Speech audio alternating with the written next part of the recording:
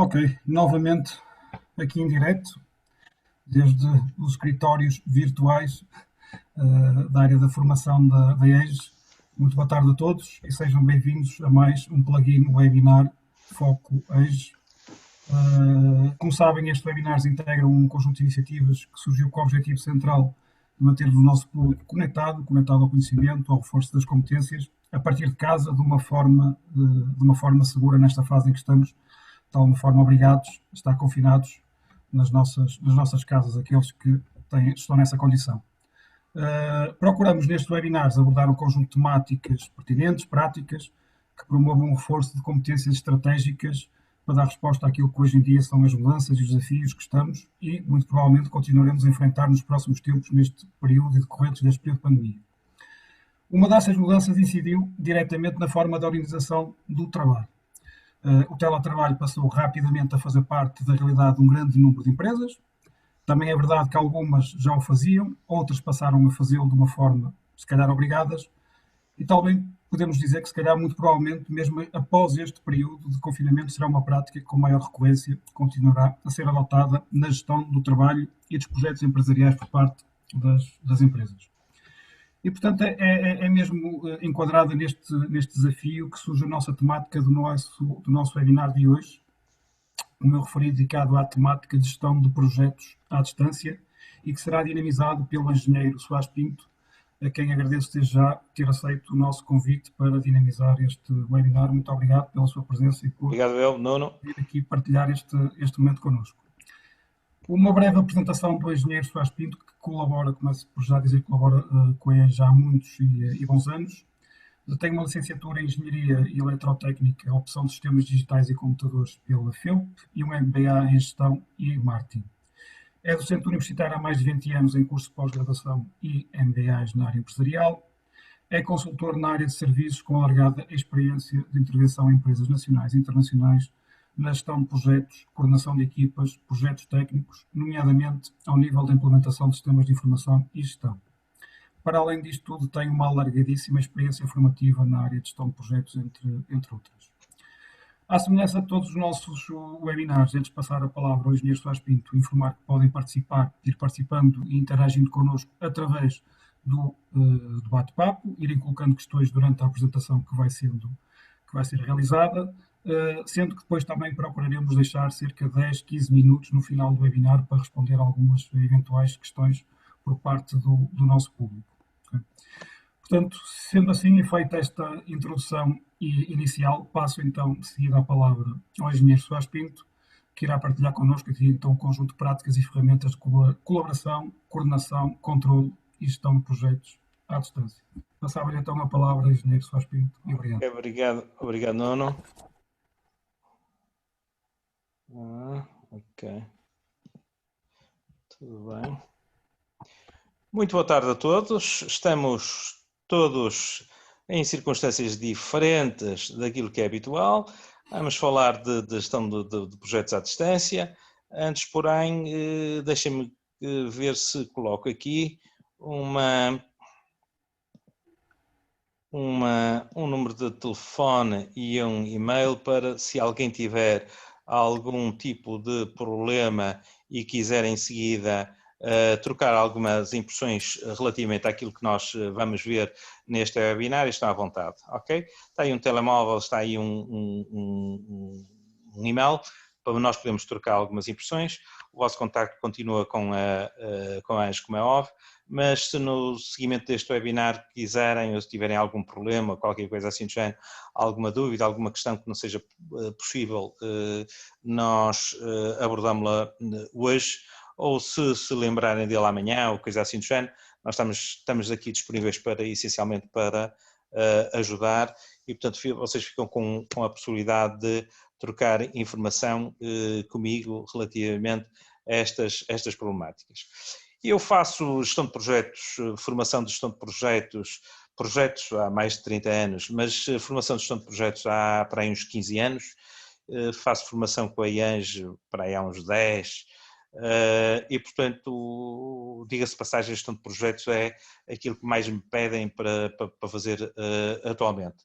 Isto foi ganhando uma dimensão e um crescendo e, efetivamente, já não estou a falar de certificações, também faço a preparação de pessoas para fazer a certificação PMP, Project Management Professional, por exemplo, junto do PMI, Project Management Institute, mas já lá vão uns anos. Faço tanto para pequenas organizações como para grandes empresas. Este Covid-19 vem-nos interromper, ainda há bocado estava a partilhar com o Nuno, deixei 2 ações de formação a meio da gestão de projetos, só uma com a Motengil, que é o maior consultor que nós temos neste país, e outro com a Bosch, que há uns 2 anos atrás fiz a minha certificação para ser formador de gestão de projetos com eles.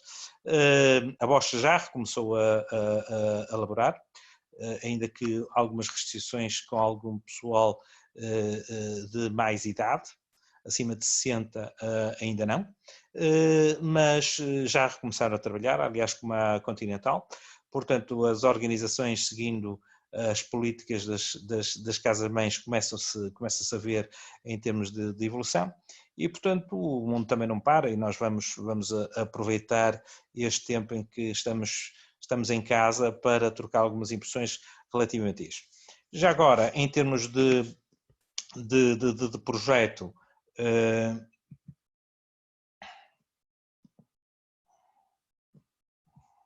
e agora precisava da ferramenta e ela não aparece.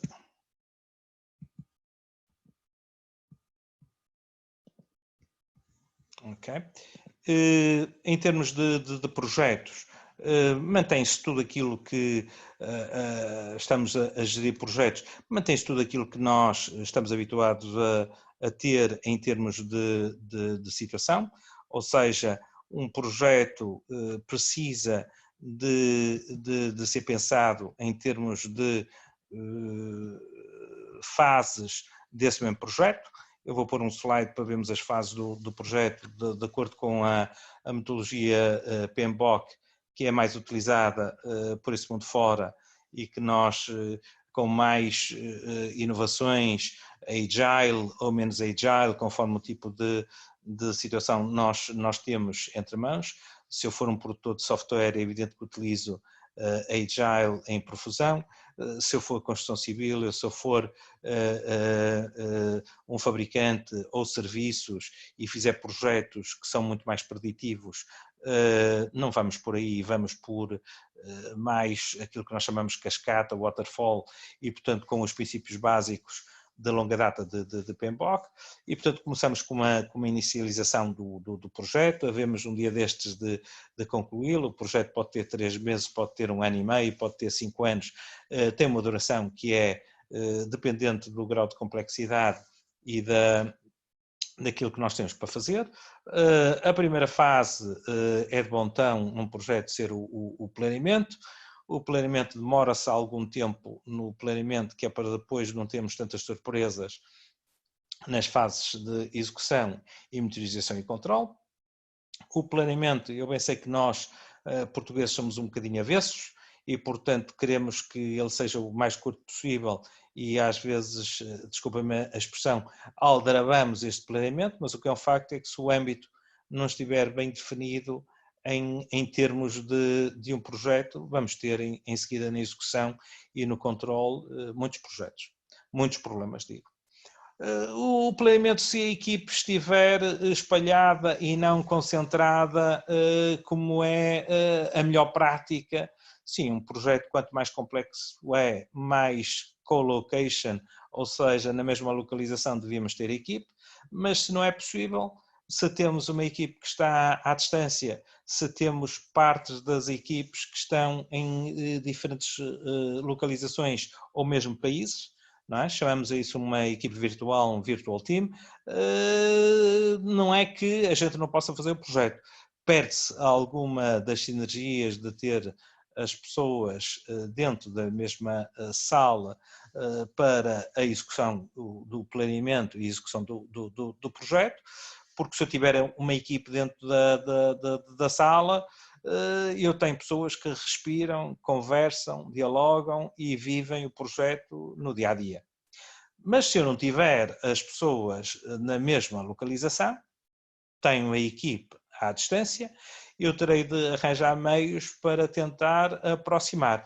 Ainda que, como eu digo, nunca é a mesma coisa, vai ser qualquer coisa parecido, mas vamos perder essa riqueza de ter a equipe na localização, mas hoje com tecnologias, tal qual como estamos a utilizar neste webinar, nós temos tecnologias para fazer com que a equipe esteja próxima, mesmo quando está longe uns dos outros.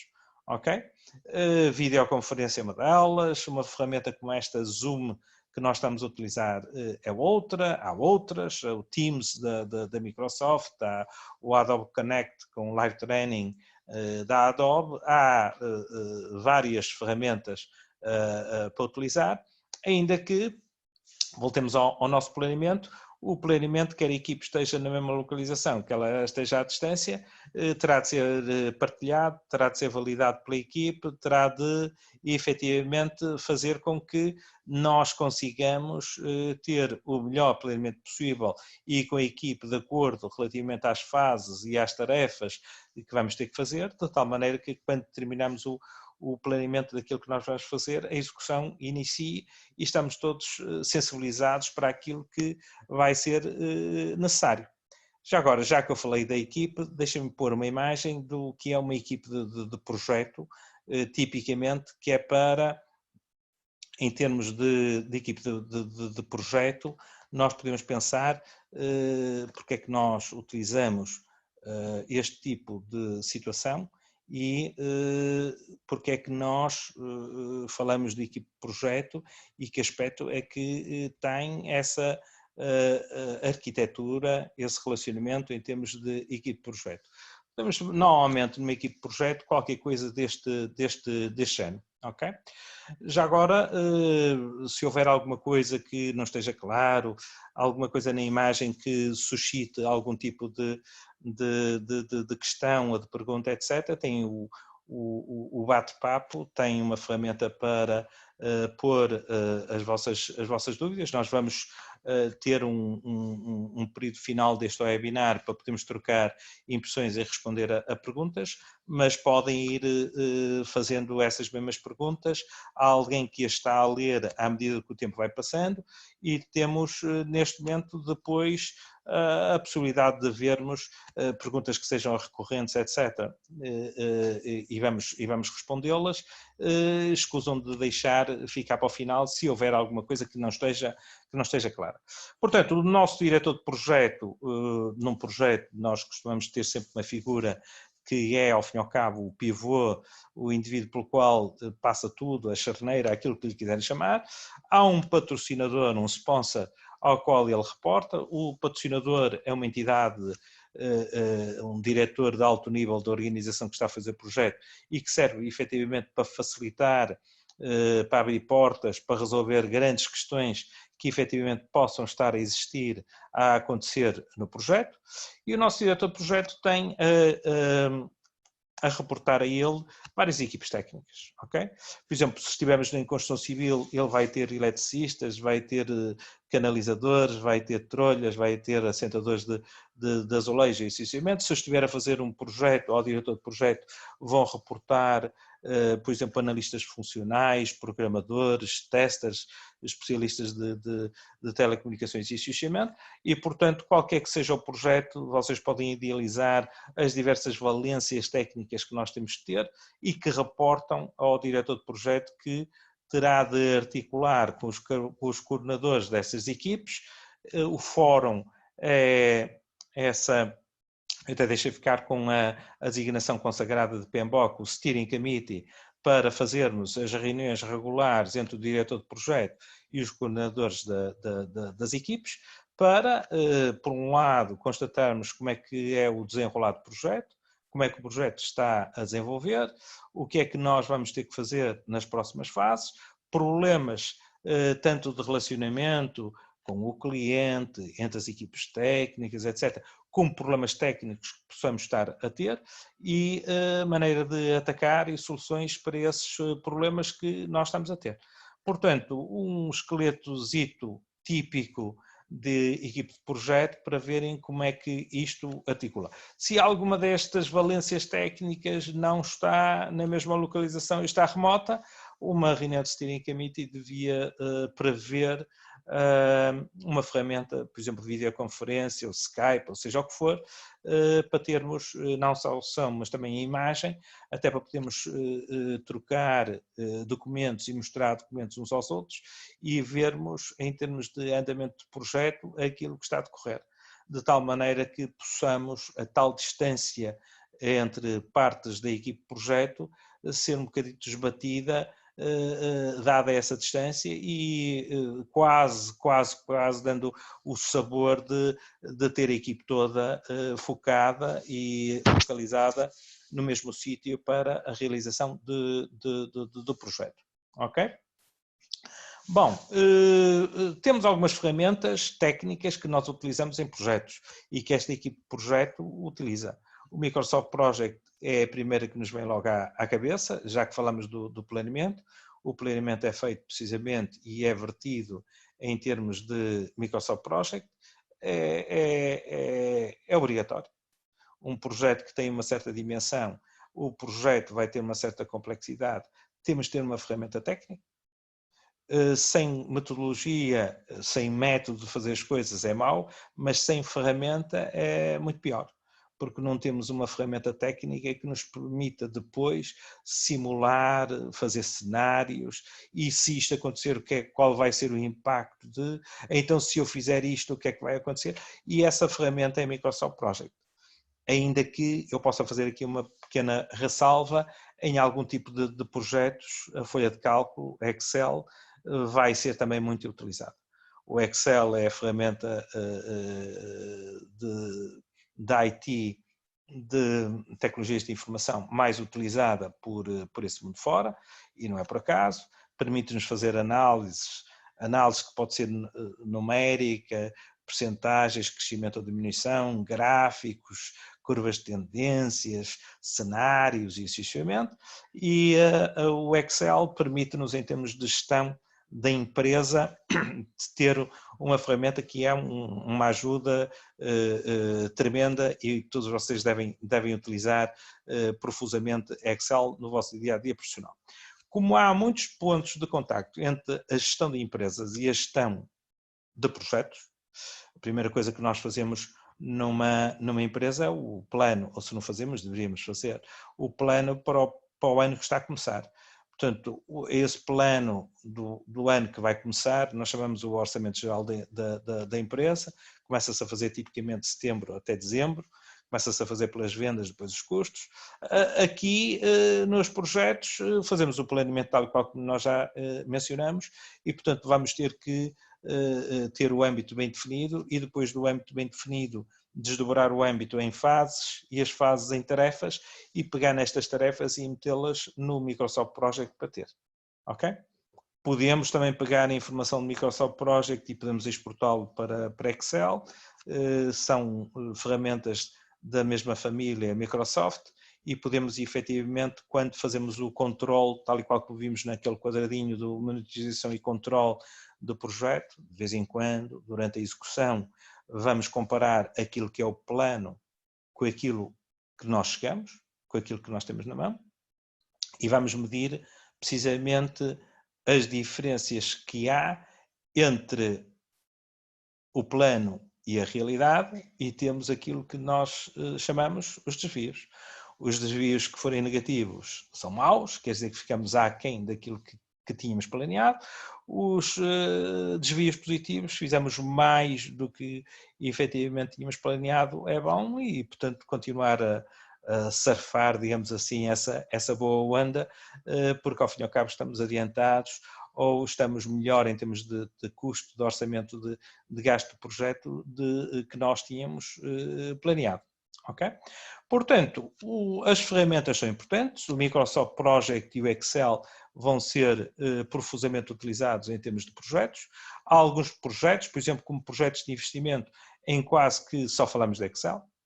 Basicamente, não utilizamos grande coisa Microsoft Project para fazer projetos de investimento. É puro e duro Excel para termos, em termos de investimentos, o planeamento desse tipo de projetos, mas na realidade dos projetos nós utilizamos Microsoft Project e Excel. Ok? Bom, em termos de situação, em termos de ferramentas, o Microsoft Project permite-nos mostrar como é que nós estamos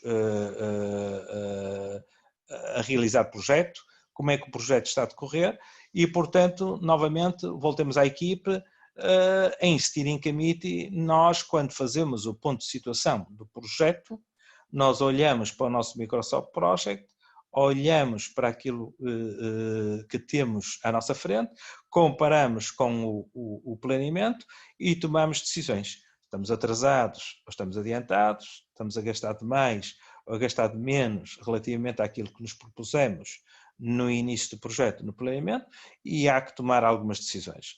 Se estamos atrasados, vamos ter que dialogar com o cliente, vamos ter que ter algum tipo de estratégias para recuperar. Se tivermos um dia atrasado, eu costumo normalmente sugerir às pessoas, mesmo que o atraso seja só de um dia ou 2 dias num projeto, tenta recuperar esse atraso, porque esse atraso de um dia, os atrasos em projetos são estilo bola de neve e levam a outros atrasos.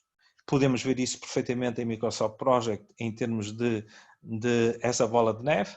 O atraso, a diferença que há entre a realidade e o baseline, como a gente lhe chama em Microsoft Project, para vermos aquilo que devíamos estar a ter e que não temos, mostra que efetivamente há impactos negativos no futuro relativamente a esse atraso e deveremos interiorizar o princípio, já agora aqui em nota de rodapé, que um dia de atraso demora-nos basicamente uma semana a recuperar. Já agora, porquê uma semana a recuperar um dia de atraso? A equipe tem que trabalhar 8 horas por dia para mantermos o ritmo e para mantermos o planeamento. Se eu quiser recuperar um dia de atraso, toda a equipe terá que trabalhar 8 horas para recuperar esse atraso. Ora bem, de segunda à sexta, para recuperar 8 horas, eu posso pedir à equipe que em vez de sair às 6, hoje sai às 8. E agora, 5 dias seguidos, ou seja, não há ginásio para ninguém, não há passeios ao Porto Sol para ninguém, não há danças latino-americanas para ninguém, não há atividades lúdicas para ninguém e toda a gente dá mais 2 horitas, um esforço adicional e nós 5 dias vezes 2 dá 10 horitas, já estamos cansados, a nossa produtividade já é menor, mas quer-me parecer que arranjo 10 horitas numa semana para recuperar o tal dia de atraso que eu tenho. Porque a outra alternativa só pode ser uma, que é pedir à equipe para vir toda fazer um sábado radical comigo, diretor de projeto, e dizer, pessoal, no sábado começamos às 9, acabamos às 6 e trabalhamos um dia que não estava previsto no nosso planeamento, porque normalmente os planos, ainda que haja projetos em que o sábado também já lá esteja, mas o normal é não estar, arranjávamos um dia de trabalho adicional para fazer isso. Mas depois de termos 1, 2, 3 sequências deste género para combater atrasos, eu acho que a equipe começa a dizer ao diretor de projeto, olha, vem você, mas vem você sozinho, que a gente vai ficar, temos família, etc. E o fim de semana está a ficar muito curtito e com a frequência com que nós estamos a ter, temos alguns problemas e está-nos a gerar alguns problemas na nossa vida particular.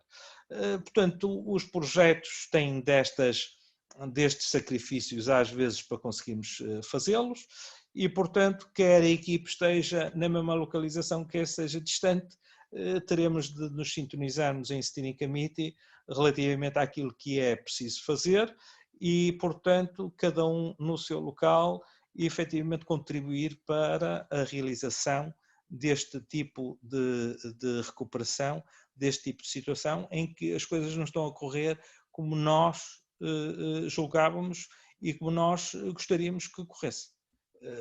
É a vida. Ok? Bom, mudando um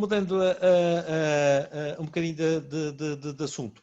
O Steering Committee, como nós estamos a ver, o fórum para nos encontrarmos e fazermos o ponto de situação do projeto, tem esta multiplicidade de objetivos. Portanto, no início, quando do planeamento, mostrar o planeamento a todos os presentes no local e remotamente, onde é que nós estamos. À medida que vamos executando o projeto, dando um ponto de situação de como é que o projeto está a decorrer, onde é que estamos a conseguir cumprir o planeamento e onde é que estamos a falhar rotundamente, ok? E mais ou menos solenemente, vou utilizar este termo, solenemente, fazermos um relatório de progresso. Porque em projetos de grande dimensão nós temos contratualizado normalmente um relatório de progresso para o cliente, vamos dizer que é um projeto de um ano, tipicamente de 30 em 30 dias no final de cada mês, nós fazemos o ponto de situação do projeto e temos de dar ao cliente um relatório de progresso. Onde é que nós estamos, como é que o projeto está a decorrer, se estamos atrasados ou adiantados, qual é o moral das tropas, qual é o ritmo de trabalhos, como é que vai o orçamento e os gastos em termos de projeto, e temos de reportar isso ao cliente, até porque o cliente exige isso contratualmente no início do projeto. E, portanto, o Steering Committee serve também para cada um dos coordenadores de cada uma das equipes técnicas dar informação ao diretor de projeto, contribuir com a informação técnica muito específica de cada uma das fases técnicas do projeto, porque senão o diretor de projeto teria de ser especialista em tudo, em pintura, em canalização, etc., para fazer a avaliação do projeto, para vertê-lo num relatório de progresso e enviá-lo a um cliente. Okay? Não fazemos isso através da troca de impressões de Steering Committee, ou então em algumas áreas ou em algumas indústrias, em alguns setores muito específicos, até temos figuras já formalizadas para fazer isso. Por exemplo, já que mencionei a construção civil, e a construção civil tem alguns items em termos de controle de projeto muito interessantes e que nós devíamos interiorizar e se calhar para outros ramos de atividade adotar. Por exemplo, um projeto de construção civil hoje é feito em termos de fiscalização de obras por entidades terceiras. O cliente e o construtor até subcontratam empresas especializadas em fiscalização de obras e a obra é visitada por dois representantes, um do cliente e outro do construtor, que vão ver o andamento dos trabalhos. Estas empresas especializadas em fiscalização de obras e só fazem isso, têm o contrato que rege o projeto entre ambas as partes, olham para a obra e fiscalizam, verificam o andamento dos trabalhos e vão elaborar um documento chamado auto de medição, em que ficam vertidos precisamente qual é o ponto de situação do projeto e aquilo que é o estado atual do projeto e assinam ambas as partes. Ok? Esse documento serve depois para, de acordo com a cláusula 54 ou 72 do contrato, serem feitas faturações de parte do projeto, e são esses documentos, autos de medição, que servem para aceitações provisórias por parte do cliente, visto que o cliente visita a obra com o representante do construtor e chega à conclusão que efetivamente o andamento é bom, que aquela parte do projeto, aquela fase do projeto está concluída e, portanto, dá o seu agrément à faturação e à aceitação provisória do projeto. Chamamos de aceitações provisórias estes momentos da verdade em que o cliente diz: era exatamente isto que eu queria, esta fase está bem, etc. Porque temos no final a aceitação definitiva, que é o cliente dizer: sim senhor, tudo aquilo que eu queria, o âmbito está tudo feito, e eu já verifiquei e está tudo de acordo com aquilo que eu pedi inicialmente e, portanto, isso é a assinatura de um documento em que é a aceitação definitiva da coisa. Estas boas práticas que a construção civil foi desenvolvendo ao longo do tempo deveriam, sem eu querer ser muito burocrático, deviam ser feitas por outros setores, porque a formalização e a tomada de decisão, tudo quanto implique tomada de decisão, deveria ter um documento. Um documento assinado por ambas as partes, o cliente e quem está a fazer o projeto, de tal maneira que não houvesse mal-entendidos. Se o cliente quer modificar qualquer coisa no projeto, sim senhor, vamos deixar. Numa primeira fase é preciso ver qual é o impacto. O impacto do projeto pode ser negligenciável, pode ser pequeno, mas pode ser grande. Okay? Portanto, a primeira parte é aquilo que o cliente agora, a meio do projeto, pretende. Nós temos de ver, efetivamente, se é viável, se é fácil de ser implementado e qual é o impacto em termos de tempo e em termos de custo para o projeto. Em seguida, confrontamos o cliente com esta, olha, aquele pedido que nos fez são mais 20 mil euros, são mais 3 semanas no projeto. Está de acordo? E se o cliente estiver de acordo, devia haver um documento a formalizar esta alteração de âmbito.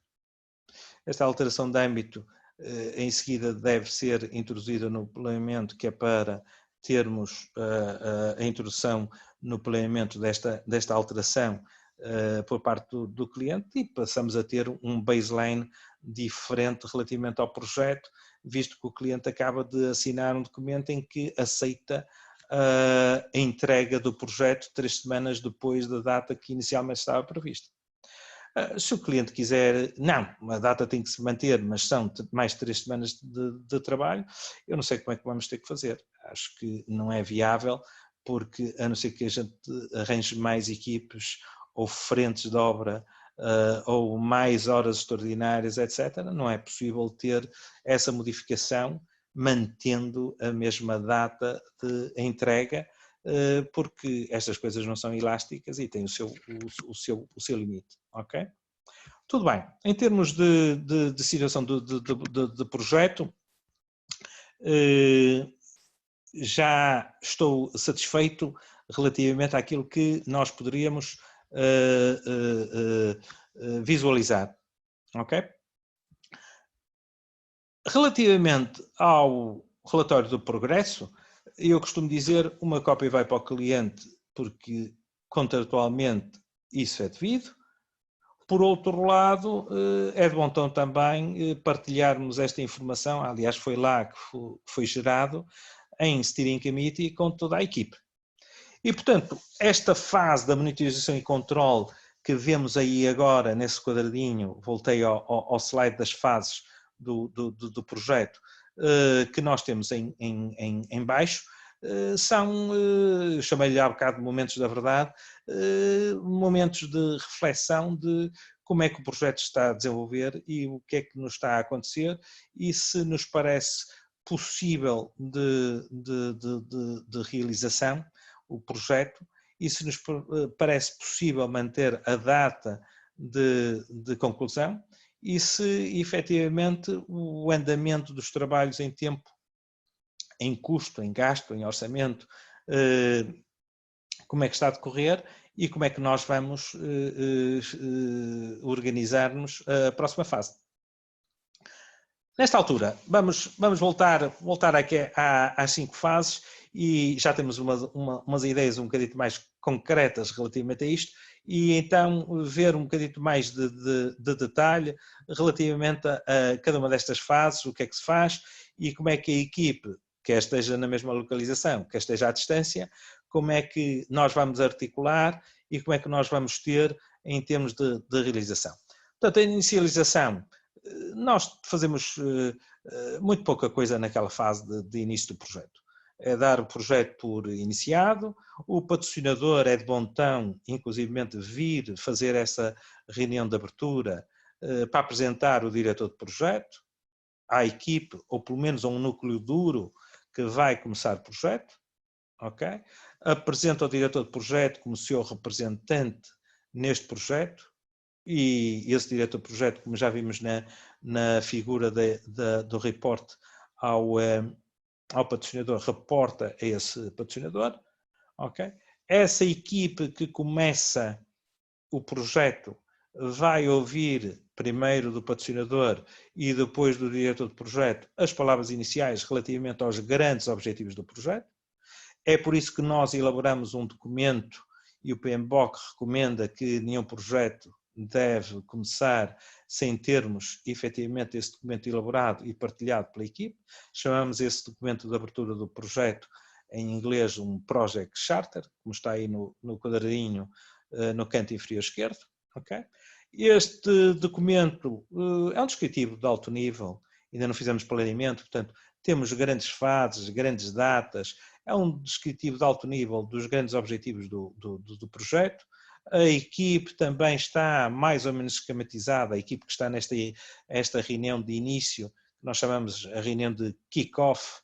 Kick-off vem do futebol, pontapé de saída para o projeto, e portanto temos o descritivo do projeto, a organização, mais ou menos um esquema, um esboço da equipe de projeto, e uma coisa que nós fazemos na inicialização, muito importante, é identificar os stakeholders. Já agora o que é um stakeholder? E novamente, se os stakeholders estão todos na mesma localização ou estão remotos, vai ter que haver algum tipo de cuidado de utilização de ferramentas para validar com estes stakeholders os seus interesses e aquilo que eles querem para o projeto, ok? Voltamos outra vez a falar de Skype, Zooms, etc. E eu vou, a partir de agora, mencionar essencialmente ferramentas deste ano que já mencionamos.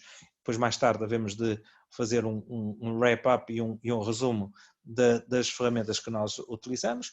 Já agora, só para aprofundar esta noção de stakeholders, o que é um stakeholder?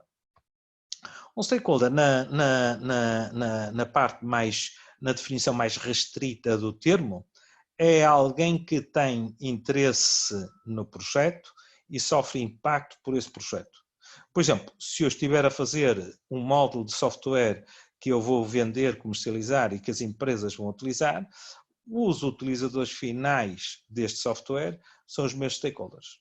Ou seja, são as partes interessadas naquilo que eu estou a fazer, no software, são as entidades que vão sofrer impacto pela utilização de software. Se o software, se os ecrãs, por exemplo, do software tiverem boa ergonomia, portanto, tiverem bons fatores ergonómicos, vai ser o paraíso. Se o software e os ecrãs tiverem um design muito arrevesado, de tal maneira complicada a sua utilização, sem cuidados ergonómicos, etc., nós vamos ter os utilizadores finais a dizer este software não vale nada, é uma coisa horrível de se utilizar e associamento, e esta onda negativa depois espalha-se em termos de mercado. Outro exemplo, se eu estiver a construir um hospital para o Serviço Nacional de Saúde, agora estamos nesta onda, os meus stakeholders são partes interessadas e que vão utilizar o equipamento que eu estou a construir, são, por exemplo, os médicos, os enfermeiros, os administrativos, assistentes sociais e associamento, por um lado. E, por outro lado, a população em geral, que vão ser os pacientes, os utilizadores do equipamento. Alguém que chegue lá de cadeira de rodas, nós temos um regulamento, como vocês sabem, e, portanto, nós temos de ter rampas para acessos, porque senão as acessibilidades vai ser muito complicado. Ok?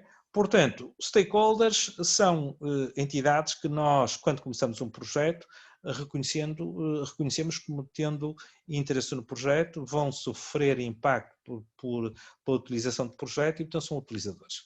Se nós quisermos ver esta definição de stakeholders até de uma maneira mais lata, somos todos, não é?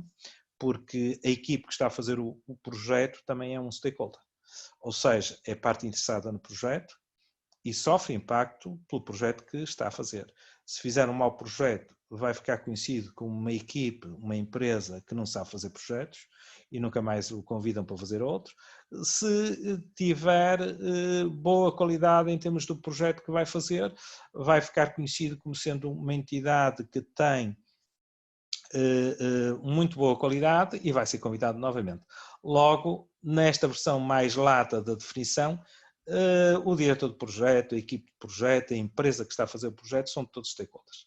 Mas quando eu me referir a stakeholders, a não ser que eu faça alguma ressalva, estou-me a referir à definição mais restrita do termo, ou seja, os utilizadores finais da coisa.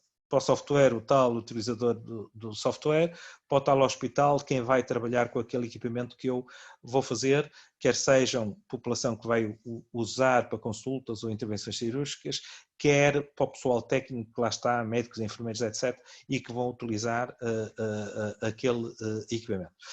A identificação dos stakeholders, como está aí na figura mostrada, deve ser feita o mais cedo possível. Ou seja, para conseguirmos, inclusivamente, logo em seguida, quando começamos o planeamento, falarmos com estes stakeholders e ver quais são os pontos determinantes na ótica, na perspectiva dos stakeholders, que nós devíamos contemplar. Um exemplo prático. Se eu sou um construtor, sou convidado pelo Estado e estou a fazer o próximo Hospital Central de XPTO para o Serviço Nacional de Saúde e já estiver nomeado o diretor clínico desse hospital, o Estado já o nomeou, eu tenho todo o interesse em falar com esse médico, que vai ser o diretor clínico, e desde a primeira hora trocar algumas impressões. Sr. Doutor, o que é que pretende para o projeto que vamos agora iniciar? Ouvi-lo atentamente, porque se ele me disser, sabe, eu sou da escola inglesa, eu acredito na triagem de Manchester, eu venho da Clínica Mayo nos Estados Unidos, eu acredito nisto, né?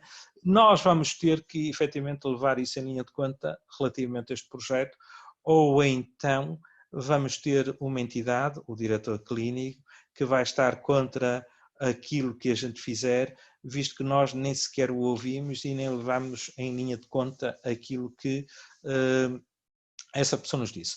Relativamente ao software, é a mesma coisa. As pessoas, quando estou a fazer o desenvolvimento de software para alguém, devo, durante o planeamento, ouvir potenciais utilizadores finais desse software e perguntar-lhes o que é que para vocês é fulcral, importante e essencial, que é para embutirmos, em termos de desenvolvimento, aquilo que nós estamos a fazer.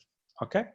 Portanto, depois da inicialização e a importância desses dois items, desses dois processos que estão aí mencionados, fazer o tal documento Project Charter e identificação de stakeholders, o planeamento, não só fazermos o escrutinar detalhado do caderno de encargos que temos do cliente, como o diálogo com os stakeholders, como acabo de mencionar, e chegarmos a um âmbito o mais detalhado possível para termos tudo aquilo que é suposto fazermos para o cliente, de tal maneira a evitar problemas no futuro. Um âmbito mal definido, mal detalhado, mal articulado, vai nos gerar muitos problemas no futuro. Ok? Esse âmbito bem definido deveria ser inclusivamente com o cliente esmiuçado, detalhado, etc., e validado, de tal maneira que não haja qualquer tipo de dúvida relativamente àquilo que é expectável por parte dele e que a gente tem que realizar. Uma vez feito... Posso colocar uma questão só? Diga, Nuno. Relativamente a esta questão do planeamento e do âmbito que mencionou, que principais itens indicadores é que devem estar previstos em termos deste planeamento? De uma forma geral, porque obviamente deverão variar um bocadinho de projeto para projeto, mas quais são aqueles itens fundamentais do tal âmbito que mencionou? Eu gosto muito de ver um projeto dividido em fases e, portanto, um âmbito tem fases e as fases têm depois subfases e tarefas e associamento. Criamos uma arborescência e vou dar um exemplo prático que é para não haver qualquer tipo de dúvida. Se eu estiver a fazer a minha casa de sonho, a primeira fase que eu tenho que ter é, eu já tenho um terreno que eu adquiri e que tem viabilidade de construção e é ali que eu vou fazer a minha casa de sonho. A primeira fase é contratar um arquiteto que vai fazer uma planta, uns alçados, vai fazer um risco, como nós costumamos dizer, que vai fazer efetivamente o planeamento da casa de acordo com o plano diretor, não é? O PDM do município onde está o terreno e assistimento. Isto é a primeira fase. Se nós não tivermos uma arquitetura, nós não conseguimos começar a executar, a construir, seja o que for. Segunda fase, o licenciamento. Eu não posso começar a construir nada que não tenha uma licença de construção por parte do município. Portanto, o arquiteto vai ter que pegar nestes planos que fez, vai ter que os submeter à Câmara Municipal, a Câmara Municipal vai analisar, muito provavelmente vai haver ali alguma interação, alguma dúvida, alguma troca de informação de detalhe para a frente e para trás, até que efetivamente a Câmara diz, sim senhor, está aqui a licença de construção. Eu tenho que a levantar, pagar, e neste momento tenho, salvo erro, é um ano, para começar a construção e começar a execução. Logo, este planeamento exige estas fases que eu estou a mencionar. Em qualquer projeto é perfeitamente possível demarcar fase a fase. Se eu estiver a fazer software, a primeira fase é o levantamento de requisitos, é uma fase de análise funcional, tipicamente, antes de começarmos a pôr as tropas a programar e a testar e o funcionamento.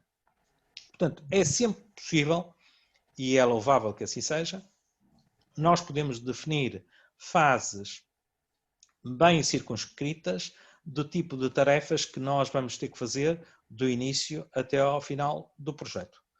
Fazemos o planeamento dessas fases. Não é preciso, a propósito de um projeto, fazer o planeamento de tudo até ao fim.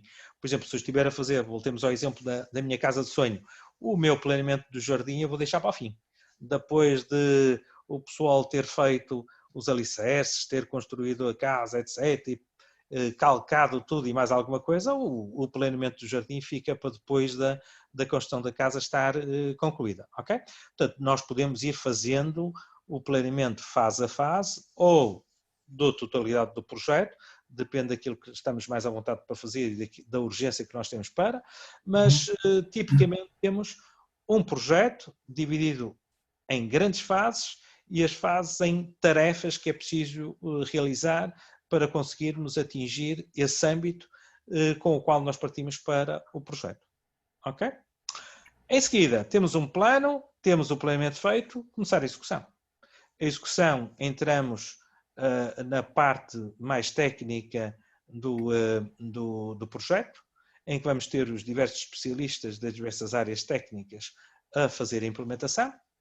Nesta fase de implementação, entra aqui um elemento que normalmente não estamos muito sensibilizados para eles quando saímos das faculdades, etc., em que tratamos muito bem dos hard skills, portanto, da nossa formação académica técnica, mas que são os soft skills, também chamados de interpersonal skills, que é, nós temos uma equipe de projeto e vamos ter que fazer algum tipo de tarefas para manter a equipe motivada. Uma equipe motivada tem maior produtividade, uma equipe desmotivada arrasta os pés e não tem uma produtividade como deve ser e o projeto nunca mais vamos cumprir o planeamento. Logo, o diretor de projeto terá que estar sensibilizado para e exercer a sua liderança e a coordenação da equipe, olhando a estes pormenores, que são grandes pormenores, pormenores muito importantes, como a dinâmica, o modo como as diversas pessoas interagem em termos de projeto, porque eu quando pego em 8 pessoas e meto-as numa sala, eu não tenho uma equipe. Eu tenho um amontoado de gente que um dia destes há de ser uma equipe. Mas no início é um conjunto de pessoas que eu juntei e que efetivamente não se conhecem e não têm um relacionamento entre eles como deve ser, e vai levar algum tempo a termos as pessoas devidamente coordenadas e associamento, ok? Eu gosto mais de fazer aquilo, ótimo, tudo bem. Eu já vi pela maneira de ser que gosto mais de trabalhar com aquela pessoa, tudo bem, vai lá. trabalhar com aquela pessoa nessa tarefa. Portanto, o diretor de projeto vai ter que, no seu dia-a-dia profissional, tomar decisões deste género. Se alguns elementos, muitos, estiverem numa localização diferente, esta tarefa do dia-a-dia vai ser mais dura e mais complicada de realizar. Mas terá de ser realizado. O diretor de projeto, como já mencionei e estamos neste momento a ver, é, ao fim e ao cabo, o ponto pelo qual passa, a charneira pelo qual passa tudo. O ponto de situação do projeto, a dinamização do trabalho, a motivação da equipe, o desenrolar a resolução de problemas e assessoramento. Logo, esta função de liderança proativa do projeto é fulcral. E se quisermos, digamos assim, complicar isto um bocadinho, já agora o que é isto de ser líder, e vou arranjar aí uma imagem para nós vermos um bocadito o que é isso de liderança, e vou utilizar um material de McKinsey que eu gosto muito e que são uns indivíduos top neste mundo, e vemos aí alguns comportamentos de liderança que num projeto são essenciais. O título do slide diz 4 tipos de comportamento, 4 kinds of behavior, account for 89% of leadership effectiveness. Portanto, 4 tipos de comportamento, que são os azuis que estão sublinhados, eu já os vou percorrer, são responsáveis por 89% da eficácia na liderança. Portanto, o que é que nós esperamos de um líder? E o diretor de projeto vai ser um líder, novamente, com a equipe toda na mesma localização ou com pessoas remotas. Vai ter que dinamizar contactos com ferramentas à distância para fazer esta coordenação da equipe e realizar esta liderança. Ponto número 1, be supportive. O líder está lá para dar apoio.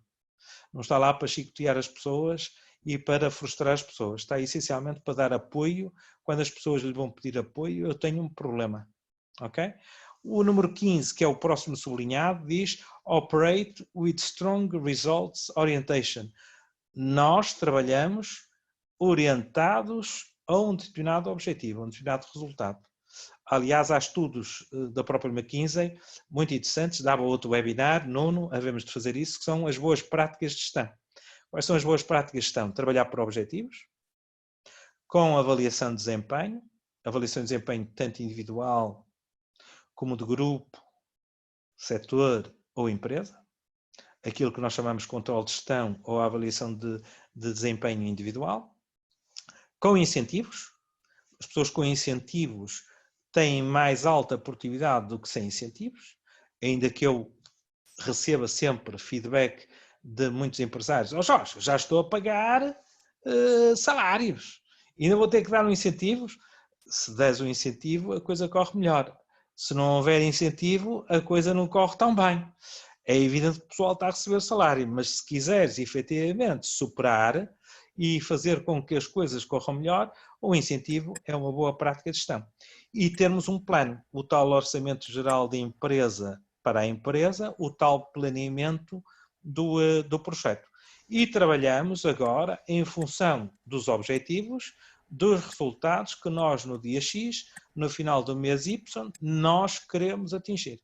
E por isso é que, por exemplo, as multinacionais, em comparação com todo o resto, todo tipo de empresas, pequenas ou grandes, as multinacionais conseguem fazer isto porque vestem esta camisola de trabalhar por objetivos, com avaliação de desempenho, incentivos e um plano diretor de atividades, e conseguem resultados fantásticos.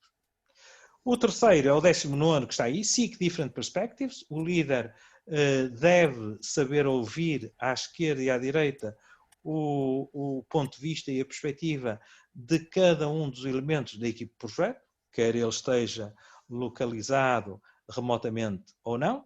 E o 20, Solve Problems Effectively. Ou seja, eu vou ter com a minha chefia porque eu estou com este problema. Se a minha chefia me resolver o problema, para mim é um Deus. fantástico. Agora, ir ter com uma chefia, dar-lhe um problema ou perguntar-lhe como é que vamos fazer e ter como resposta, sei lá como é que vamos resolver esse problema. A pessoa, depois de 2 ou 3 vivências deste tipo, abandona o ir consultar a chefia porque o chefe ou adia ou não resolve, e eu não preciso de um líder que efetivamente não resolve, não analisa, não arranja uma solução e se limita a adiar, adiar, adiar e nada fazer. Já agora, muito rapidamente, se vocês quiserem ver um pouco esse tipo de informação de McKinsey, baseado num estudo que está aí em rodapé, feito por esse mundo fora, em todos os continentes. Champion Desired Change, um campeão, um champion, é alguém que é um modelo da nossa equipe e que nós devemos dar, ainda que alguma parcimónia, como um modelo que toda a gente devia seguir, porque o Manuel tem a casa sempre arrumada, o Manuel é efetivamente um bom profissional e vocês deviam pôr os olhos nestas boas metodologias e seguir estes bons métodos. O 3, Clarify Objectives, clarificar os objetivos, Rewards and Consequences, as recompensas e as consequências. Portanto, trabalhamos por objetivos e há recompensas para quem os atinge e há consequências para quem se recusa ou não está com a camisola devidamente vestida para atingir esses objetivos.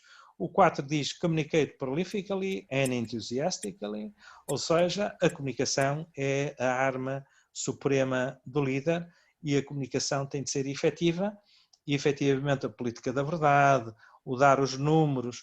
Nós não podemos algumas, isto agora para dar uma dos tempos atuais, ter alguém que dá números todos os dias ao meio-dia e o número era o dobro do dia anterior e nem criticamente analisou os dados e depois, passado 24 horas, veio emendar e dizer que os números estavam errados.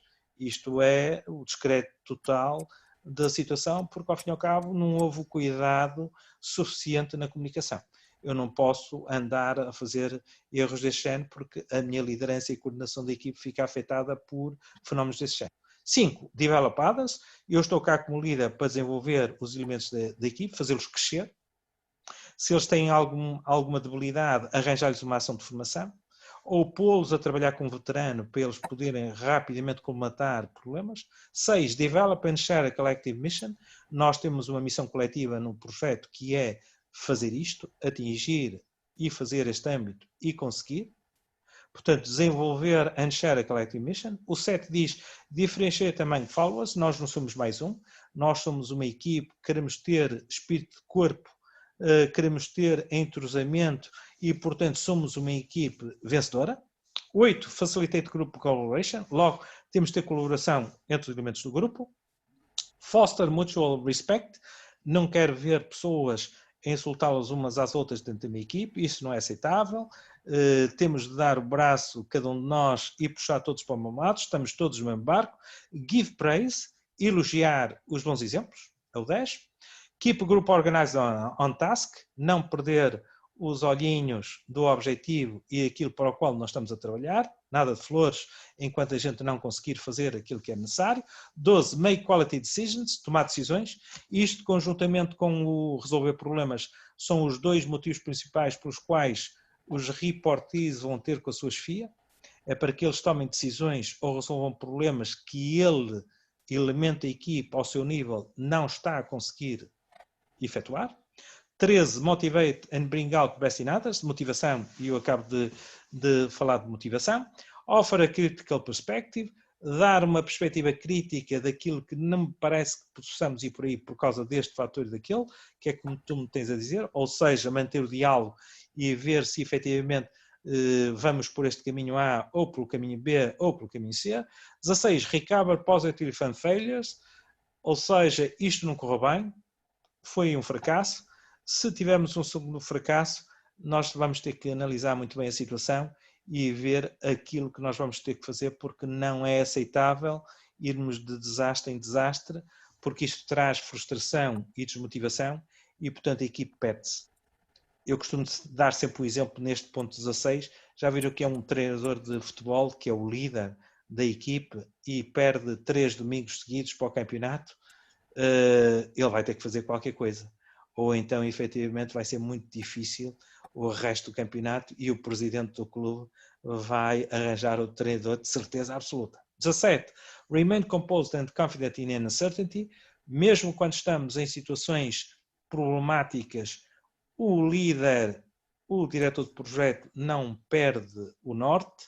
E 18. Role Model Organization Values. Nós estamos numa organização que tem os seus valores, aquilo em que acreditamos, tem de efetivamente estar acima de tudo, o modo de fazer as coisas como nós fazemos excessivamente e, portanto, não podemos estar desalinhados relativamente aos objetivos da empresa. Se vocês quiserem ver isto de outra maneira, temos aí a imagem seguinte, o baseline, aquilo que é mais fácil, mais básico de estender são esses fatores. O texto são exatamente os mesmos 20 fatores que nós temos anteriores e, portanto, caminhando da base próximo dessa pirâmide, os comportamentos da liderança, que é sempre situacional, depende da situação em que nós estamos, muito importante. Ok? Às vezes este tipo de informação que nós em formações de gestão de projetos temos de dar às pessoas, porque, como eu digo, não é tipicamente uma coisa que nos ensinem nas faculdades. Ser líder é preciso ter alguma apetência, mas aprende-se também ao longo da nossa vida pessoal e posso e faço, como eu digo, faço gestão de projetos há 15 anos e tenho um módulo só para liderança e coordenação de equipes. Temos de, efetivamente, mostrar às pessoas como é que se faz e qual é o tipo de comportamento que temos de ter como diretor de projeto para as pessoas acreditarem em nós, fazerem aquilo que é necessário fazer e, efetivamente, termos projetos que sejam um sucesso. Ok? Eu ia pedir, se fosse possível, para avançar para a fase final, estamos a chegar. Sim, vou só pôr as fases do projeto, porque quero voltar só para terminar as fases com que nós partimos. E, portanto, a figura com que nós começamos, já falamos de quase tudo. A execução, onde entram estas matérias que estivemos agora a dissecar um bocadito, e como eu digo, tanto para a equipe que está connosco na mesma localização como para aqueles que estão remotos, aí vamos ter Só para interrompê-lo, mas não está a aparecer. Não está? Não. Então vamos voltar a fazer. E agora já estamos? Certo, sim, ótimo, já está. Ok, houve um glitch qualquer técnico aqui. Obrigado, Nuno. A monitorização e controle, já falamos dela, portanto, em Steering Committee, o resolver estas questões com as pessoas, tanto locais como com as remotas, e a conclusão é muito simples em termos de projeto e muito rápida. Quando passamos por essas fases todas e fizemos, na nossa perspectiva, tudo aquilo que há para fazer, viramos para o cliente e dizemos: estimado cliente, aquilo que nos pediu, o âmbito está, na nossa perspectiva, tudo feito. E, portanto, passamos o testemunho ao cliente, que terá de verificar, e se o cliente disser: sim senhor, estou de acordo, o projeto é dado como concluído, assinamos um documento de aceitação final do projeto e ele está concluído. Se efetivamente o cliente diz: olha, falta isto, a metodologia é muito simples, o isto está no âmbito ou não está. Se não está, vamos ter que negociá-lo. Se está no âmbito, esquecimento nosso, erro nosso, da equipe que está a fazer o projeto, as nossas desculpas, nós vamos já fazer isso, fazemos isso, concluímos, voltamos outra vez à metodologia, estimado cliente, na nossa perspectiva isto está feito, e até o cliente dizer: sim senhora, era mesmo isto que eu queria, e podemos dar por concluído o projeto. E Nuno, da minha parte, vamos às perguntas. Ok, muito obrigado pela sua apresentação. Íamos deixar então aqui, como habitualmente, um espaço de 10 minutinhos para colocarem as vossas questões relativamente à apresentação.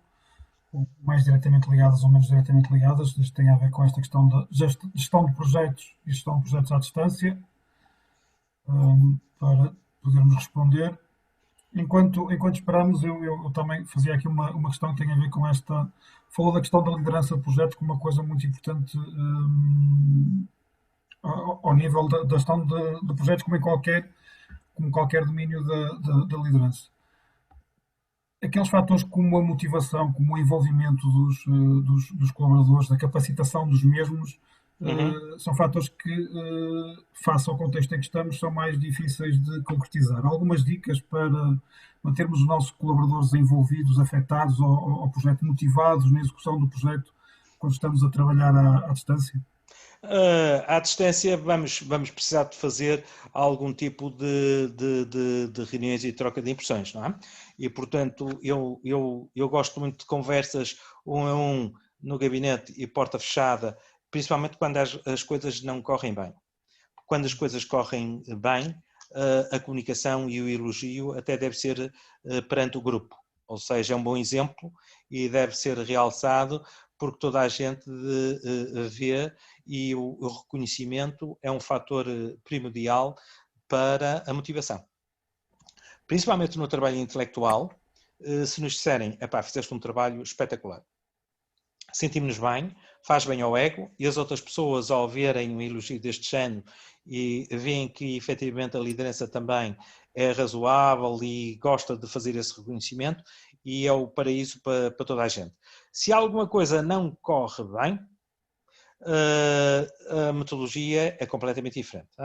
Nós fechamos a portita e numa conversa 1 a 1 nós vamos efetivamente dizer porque é que nós não gostamos de qualquer coisa que aconteceu e se efetivamente quais foram os motivos que levaram àquela atitude, àquele resultado, etc. E vamos fazer emenda. Se essa pessoa está remota, podemos na mesma fazer uma conversa 1 a 1. Não tem a mesma característica, mas tudo bem. Mas podemos, através de Skype, WhatsApp, seja o que for, com a imagem, nós podemos e devemos ter essa mesma conversa. Não há qualquer tipo de problema. Ok? Não é a mesma coisa, mas continua-se a poder fazer sem problema absolutamente nenhum. Okay. Tenho aqui uma pergunta do Bruno Pires que refere: quando o líder do projeto não analisa, não resolve e está sempre a adiar decisões, como é que os seus subordinados deverão agir, na sua perspectiva? Uma boa chefia não é por acaso que leva a bons resultados. Uma má chefia vai levar a maus resultados. É evidente que se for de tal maneira notório, vai ter que haver algum tipo de reação. Mas, em princípio, um mau líder, e a gente conhece alguns, e já trabalhou com alguns, é aquilo que temos.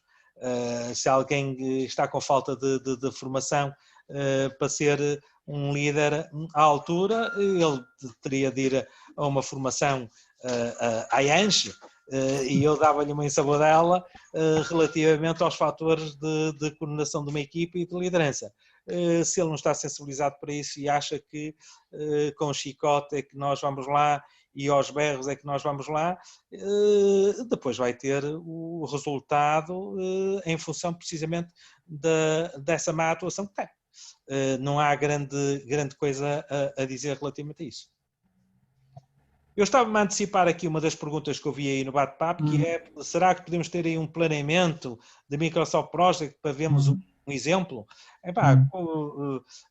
Não sei até que ponto as pessoas já utilizaram ou nunca utilizaram Microsoft Project, mas um exemplo de Microsoft Project, fui buscar um aí ao arquivo, qualquer coisa desse género, ok? O projeto da nova casa, fundações e paredes, o telhado, as canalizações, etc. Temos umas barras, umas precedências que são estas setinhas, esta sucessão de tarefas que nós estamos aqui a ver nas linhas 6, 7, 8 e 9, é aquilo que nós chamamos uma cascata, waterfall. Temos algum tipo de suposição, temos fases que são as barras pretas com uma pontinha, um diamante em cada ponta, que é o início e o final da fase e associamento. Portanto, nós fazemos, e com uma formação rápida de Microsoft Project, pomos as pessoas a utilizar uma ferramenta deste género, a digitação da informação está muito facilitada, é muito fácil, muito rápido. Aprendemos Microsoft Project e ficamos com um plano do projeto do início até ao fim e vamos depois adaptando, emendando, corrigindo esse planeamento à medida que vamos executando e nos vamos atrasando, ou adiantando, ou cumprindo ou não cumprindo o plano. Mas todos os dias temos a possibilidade, o diretor de projeto, maiormente, de olhar para o plano e ver aquilo que nos está a correr bem ou menos bem em termos do projeto. E, portanto, é uma ferramenta que é insubstituível em termos de projeto. Em termos práticos, com o Microsoft Project, as pessoas podem gerir um projeto e monitorizar o mesmo da Ásia, certo? Sim, sim. Portanto, quando fazemos o planeamento, estabelecemos o tal planeamento base, o tal baseline que eu falei durante o webinar no Microsoft Project e depois vamos fazendo a monitorização e o controle do projeto dia a dia e vamos comparando o projeto base com o dia a dia do projeto e a maneira como ele se está a desenrolar. Ok, portanto fica mais esta via que é a Microsoft Project para gerirem os vossos projetos. Sim, sim, sim. Essencial. Ana Oliveira. É que queixamos-nos na nossa vida profissional de falta de tempo.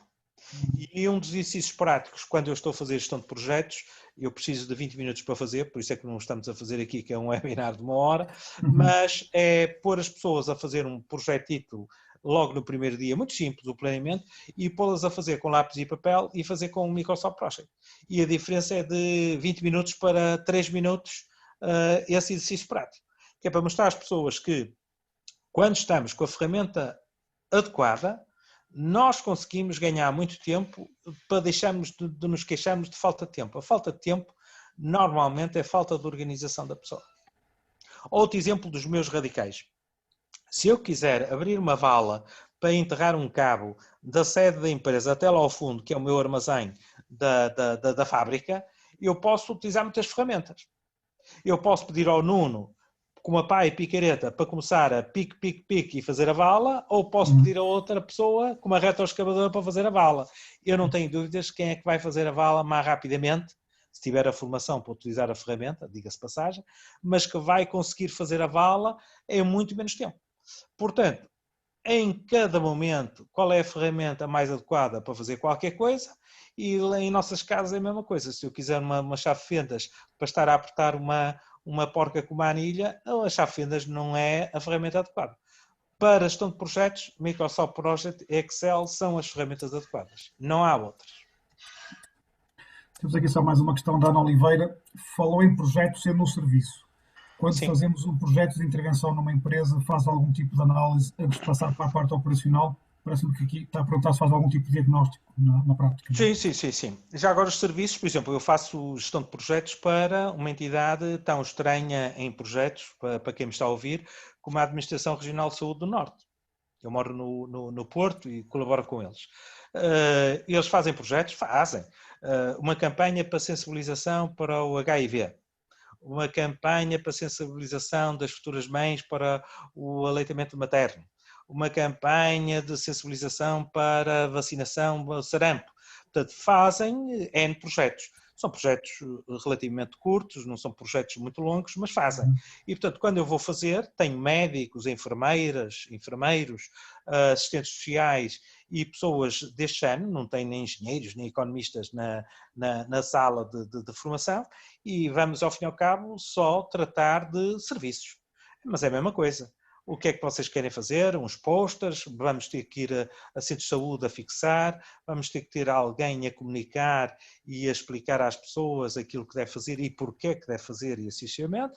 Portanto, estamos a falar de serviços e vamos fazer exatamente o mesmo planeamento. Para eu ir a fixar uns cartazes nos centros de saúde, eu tenho que os fabricar antes. Eu tenho que subcontratar uma gráfica para os fazer. E depois de estarem prontos é que posso ir fazer as sessões de sensibilização, etc. E, portanto, temos as fases, tal e qual como no projeto, mas aí fazemos coisas um bocadinho diferentes e fazemos a estruturação do pensamento para conseguirmos fazer isso e fase a fase fazemos isto. Para isso é preciso fazer levantamentos de situação.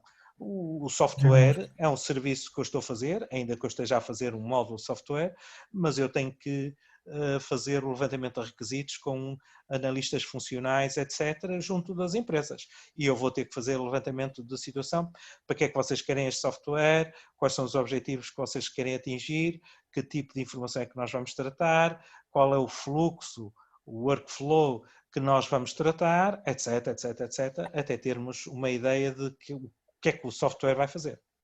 No fundo, um pré-diagnóstico ali naquela fase antes pré-planeamento, não é? Sim. Não, dentro do planeamento vai ser a primeira fase. Assim como para a casa eu pego no arquiteto, aqui eu vou ter que fazer um levantamento funcional. E, portanto, é a primeira fase do planeamento, dentro daquela caixinha do planeamento. Bom, neste momento não temos aqui mais nenhuma questão. O pessoal já está a ficar com fome e de ir organizar jantar. Já tem que ir ao jantar, exatamente. Se tiverem filhos então em casa, também com telescola, tudo confinado, tem que tratar dessa parte prática e necessária também nos dias de hoje. Exatamente. Ok, então antes de encerrarmos, alguma nota final, engenheiro Sá Pinto queira? Não, já falei demais, já ultrapassei a horita, mas era importante cobrirmos aqueles pontos. Certo. E como eu digo, nós na IANGE temos um longo histórico de gestão de projetos, já fazemos isto para aí uns 8 anos, fizemos já 18 edições, portanto é porque efetivamente as pessoas apreciam e efetivamente temos um histórico de inscrições e de pessoas que vêm a aprender a fazer gestão de projetos, a utilizar ferramentas como Microsoft Project e Excel em projetos, e a metodologia e a liderança e a motivação e a gestão e a coordenação de equipes e a parte técnica de cada uma destas 5 fases. E, portanto, Nuno, estamos sempre dispostos a ajudar, e pessoas que sintam dificuldades em termos de gestão de projetos, nós estamos cá para isso, para ajudar. Ok, muito obrigado mais uma vez pela sua disponibilidade, por ter aceito este nosso convite. Despedir-me também e agradecer aos nossos participantes mais uma vez o facto de terem aderido a mais este nosso plugin webinar. Dizer também que ainda vamos estar aqui durante as próximas semanas, inclusive nesta semana em decurso, com mais dois webinars, o próximo já também na quarta-feira, dedicado à temática da empatia digital. E relativamente a esta temática da gestão de projetos, esperamos que efetivamente tenham retirado aqui um conjunto de dicas práticas que vos ajudam a gerir os vossos projetos de uma forma mais eficaz, mais eficiente, e utilizar estas ferramentas que nos fomos sugerindo no sentido de rentabilizar a gestão dos vossos projetos, quer mais à distância, quer aqueles que depois tiverem a oportunidade de o fazerem de uma forma mais presencial. Mais uma vez, muito obrigado por terem estado connosco. Até à próxima e, já sabem, fiquem bem, mas fiquem conectados. Cuide-se. Okay? Obrigado. Até à próxima. Ok, obrigado, Nuno.